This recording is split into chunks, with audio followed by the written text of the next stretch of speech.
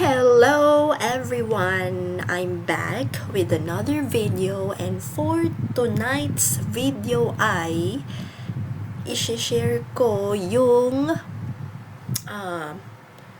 side hustle or pagkakakitaan nyo, especially students, kasi bakasyon na, di ba? Wala tayong allowance na matatanggap, so dapat may extra income tayo. Okay, first and foremost, lahat naman tayo ay may social media account and may TikTok app, Orange app, Blue app, kung anong app pa ba yan, basta sa social media. Pwede tayong kumita dyan. Okay, first is sa TikTok shop. Pwede kang mag-affiliate, mag-live, gumawa ka ng account mo if gusto mo yung mga products mo, like mag-pre-love ka or ano bang gusto mo.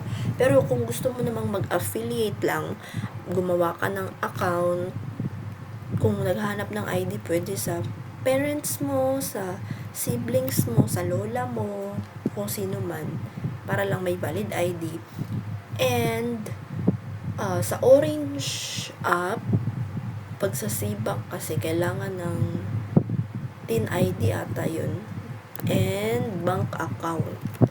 So magagawan nyo naman yan ng paraan, 'di ba? Mag-affiliate kayo guys, kasi sayang yung ilang buwan or ilang weeks nyo na pagtatambay at palagi lang kayo sa cellphone, 'di ba?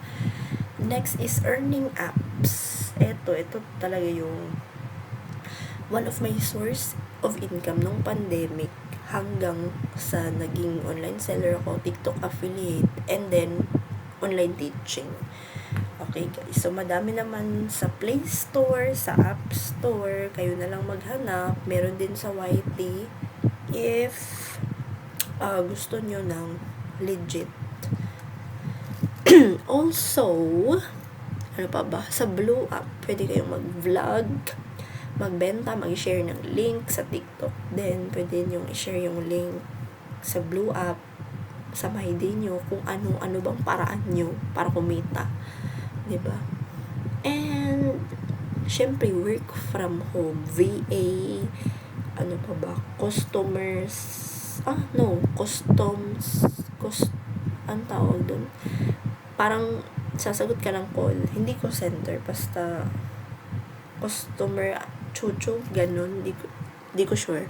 Basta yun, VA, kung ano bang freelancing, mag-edit ng video, ng picture, social media manager, online teaching, eto, ESL.